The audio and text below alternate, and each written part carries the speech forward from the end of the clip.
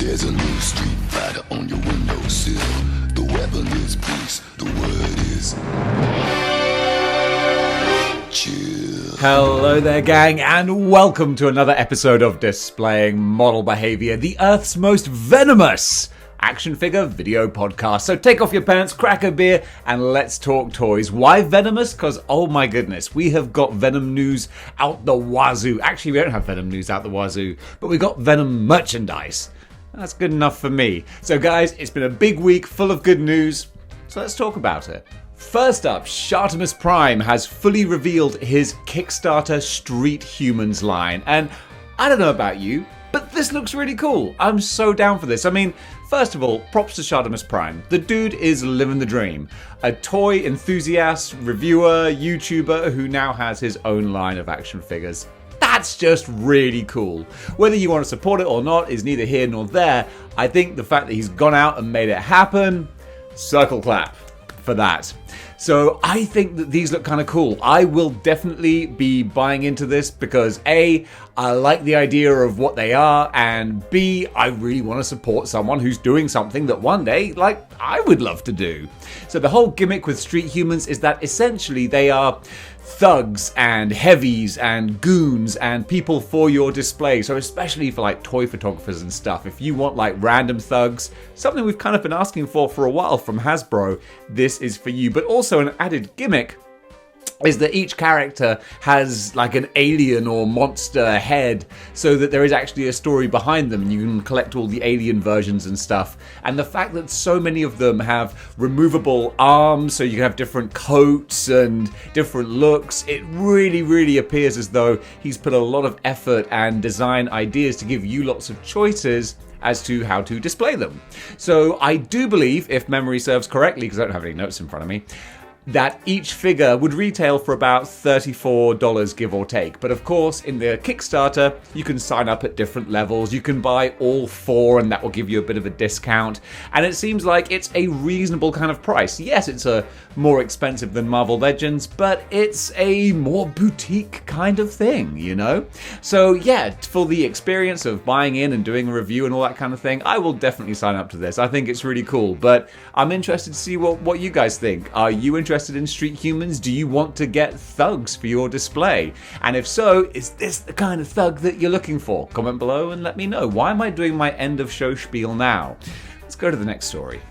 Fortnite Victory Royale Series Upgrade Shark. I had to just say all of that off the top of my head because I read it and I thought, well, I'm not going to remember what that is because those are just words to me. I'm a 40-year-old man now, so I don't understand battle royales and Fortnites and your whatnots with your skateboards and your haircuts and your rock and roll music. I don't know what it's all about, but Fortnite seems to be big. Everyone and their mother is in Fortnite. You got like Marvel in Fortnite, you've got Star Wars. I'm pretty sure I'm in Fortnite. I remember someone telling me. Yeah, I think I signed something. So Fortnite is huge, and now you've got a huge shark to go with it. But the thing is, it does look really cool. I don't collect Fortnite. I haven't got an attachment to it. An attachment? Yes, I don't have an attachment to it. It's fair to say. I don't think anyone has an attachment to anything. So the shark is very cartoony. Everything in Fortnite is slightly more cartoony, Pixar-y kind of looking. It looks super fun. You've got different things inside it, which are power-ups, I assume. And you can pull it apart, and it looks cool. It looks like a lot of fun. Let me read you some of the details. Pre-orders have popped up on Amazon for a new Fortnite Victory Royale Series Upgrade Shark set coming from Hasbro. The set is priced at $22.99 and is scheduled for release on October 1st.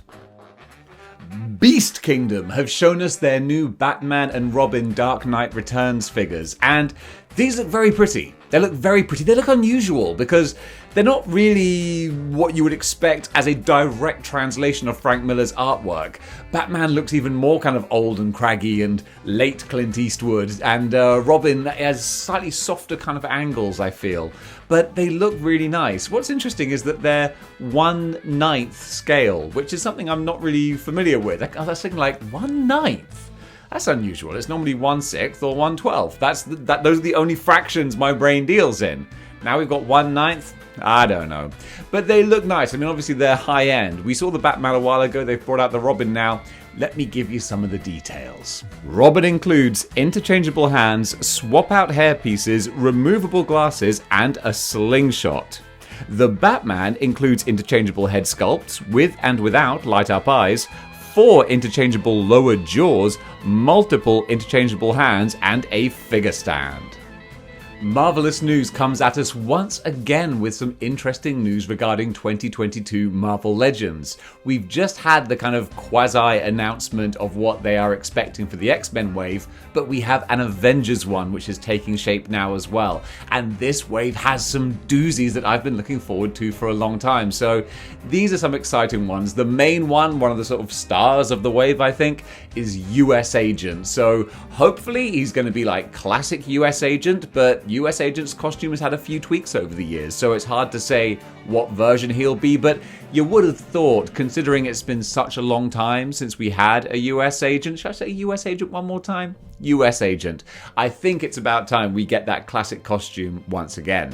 Now, the other big one for me is Speedball. Yes, I've been looking forward to Speedball for a while now. Again, building up our new warriors. Now we've got Rage, we've got Night Thrasher, we got Nova. We're going to have Speedball. I'm trying to think, who was I talking about? Yes, Speedball. That's because my brain did a little short circuit there because it was thinking, would you include Firestar in that? And yeah, I suppose you would include Firestar as well. Although I still want 90s Firestar, but that's another rant for another time. But the fact we're getting Speedball, that's super awesome. Then we have the Blue Marvel.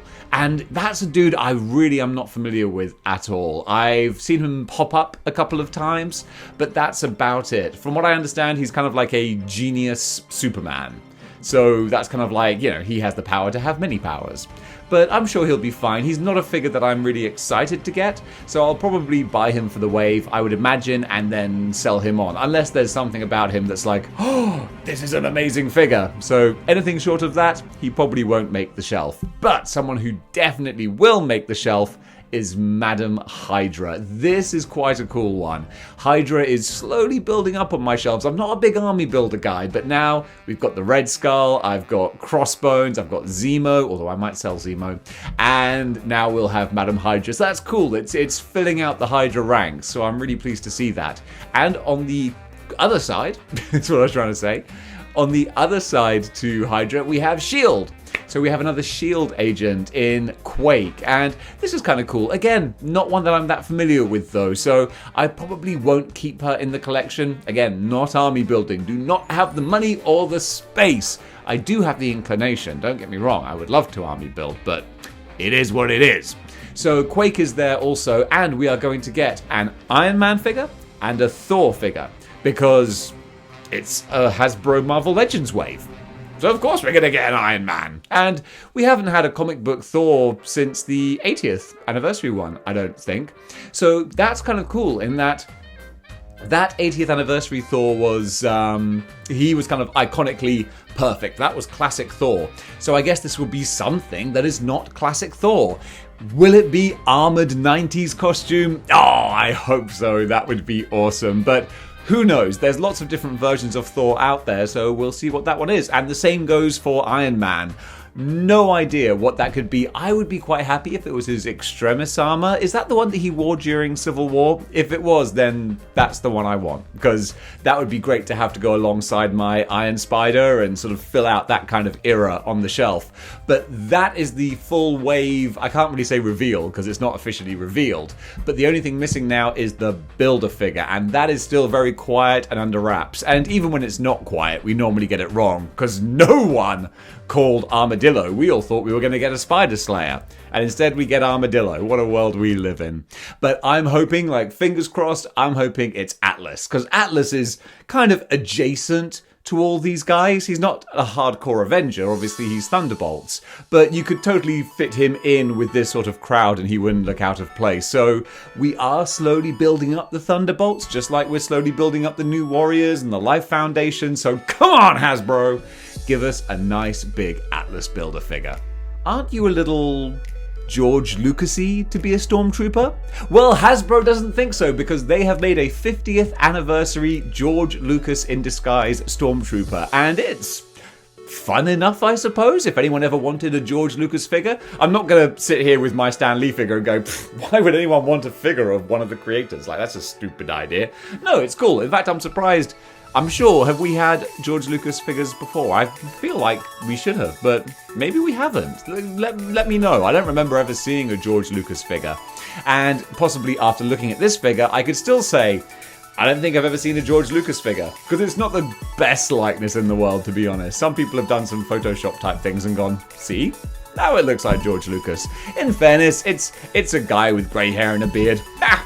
Close enough. But yeah, if you want to pick this up, then you can do at some point in time. In the universe as well, I'd imagine. Let me see if I've got any more details here. George Lucas joins Star Wars The Black Series line of action figures, created in celebration of Lucasfilm's 50th anniversary and in tribute to its founder. The figure cleverly depicts Lucas in stormtrooper armor and comes with a removable helmet and blaster.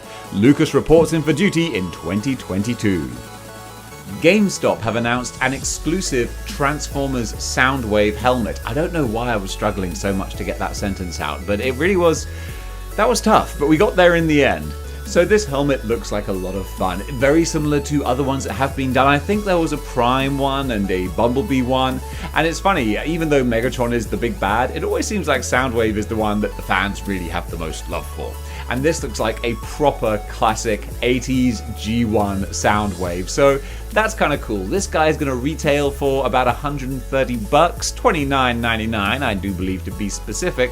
And yeah, he's going to be exclusive to GameStop, and if you're a Transformers fan and you want to dress up as Soundwave, well, they've got the start. It's going to take a lot of cardboard boxes to do the rest.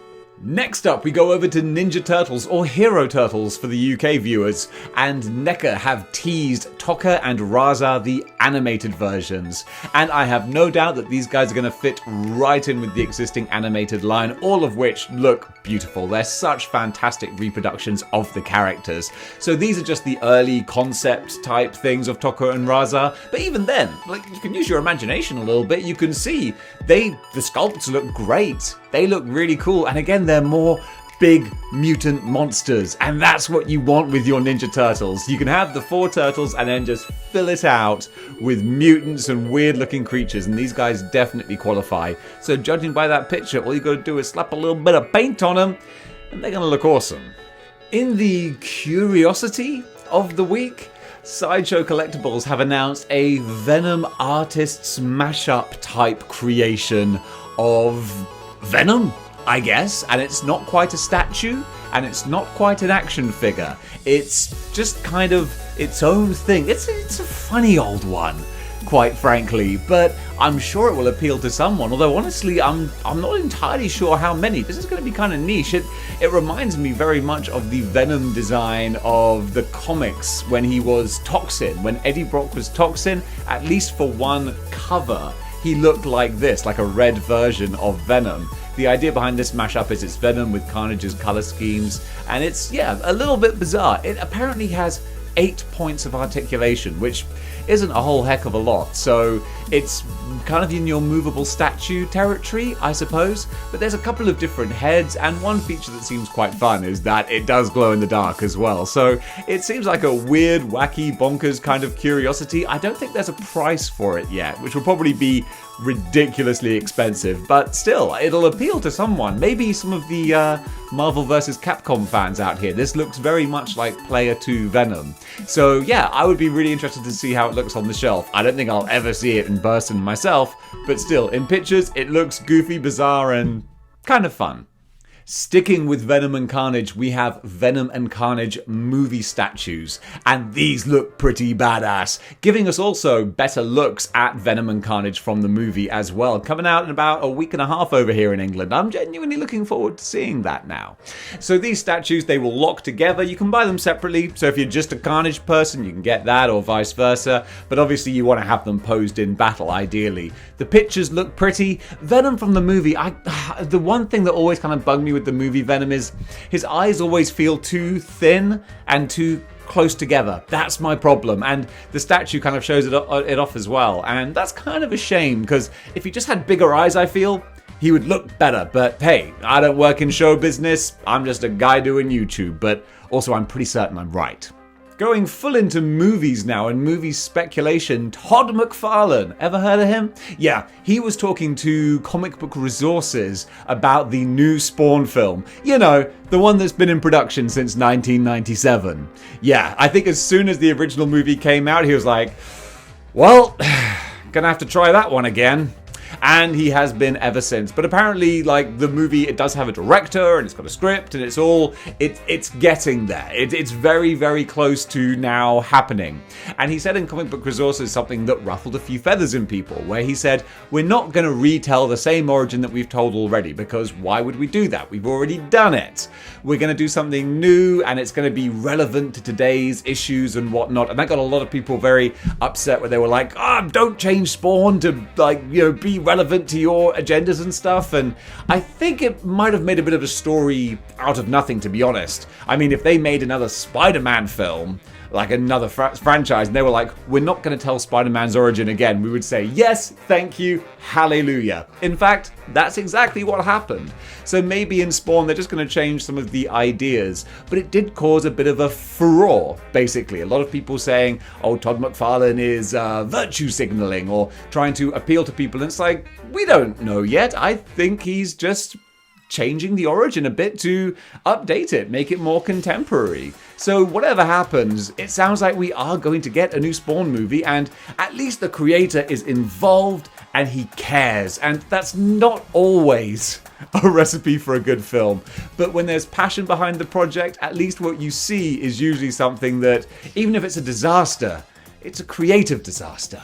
And sometimes that's just as entertaining. Next up, Naughty Dog has revealed an image from The Last of Us TV show, and this has got me really excited because I'm a huge Last of Us fan, absolutely adored both games, and now we've got the TV show. I was a little dubious when I heard that Pedro Pascal was playing Joel, because I'm like, I'm sorry, I like Pedro Pascal, but I feel it's a bit of a flavor of the month type casting. It's very much, oh, this guy did Mandalorian, he's big, people like him, they recognize him, we'll put him in Last of Us. But look, prove me wrong. You know, I am absolutely going in there, and if he kills it in Last of Us, I'll be the first to say, dude, you nailed it. And he'll say, who are you? How did you get in my house? I'll be like, I'll let myself out, but just know you were great in The Last of Us. But yeah, I'm really, really looking forward to it. This picture doesn't tell us too much besides like just the general kind of look and tone or feel. It looks beautiful and bleak. And that's pretty much what the game is too. I like post-apocalyptic stuff, but I get tired of the grey, drab kind of exterior. So when things are lush and verdant, but still awful, that's a fun compromise. So when The Last of Us TV show finally comes out, I will definitely be there opening day on my couch. Or Pedro Pascal's couch.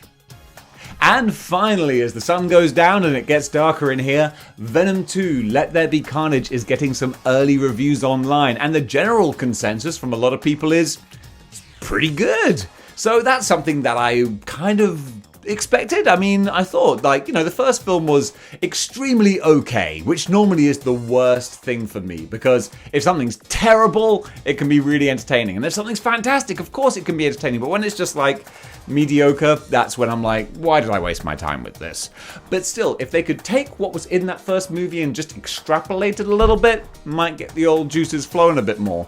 One of the best things that I heard is someone saying, hey, at 90 minutes, this thing flies by. And that's great. I do not want a movie outstaying its welcome. Don't Suicide Squad 2 this, alright? 90 minutes for what is looking to be an intentional popcorn throwaway blockbuster type thing. That's absolutely fine. Apparently Woody Harrelson is awesome as Carnage. Apparently Carnage is way more brutal than you would have expected for a PG-13. Apparently they really push what you can get away with a PG-13. So that's kind of fun as well. And finally, they do say, no spoilers or anything, but stick around for the closing credits or the post-credits. It's big. with ramifications, whatever that means, you know? Could mean anything, but still, I love a good post-credit sequence. So that could be interesting, or it could be a massive disappointment now that we've set ourselves up. But guys, that's the news for today. What did you think of all of the different various stories? I just kind of stumbled over my words there and I was going to retake it, but then I thought, no, I'm not. Have you seen how dark it's got while I've been filming this? I've been doing this for a while. It's time to have a cup of tea. Guys, thanks so much for watching, and until next time, keep displaying model behavior. Chill. Yeah.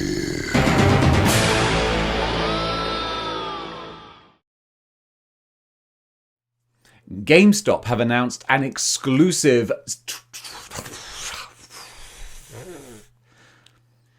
Aren't you a little George Lucas-y to be a stormtrooper? Yes, well, or no. Where am I going with this?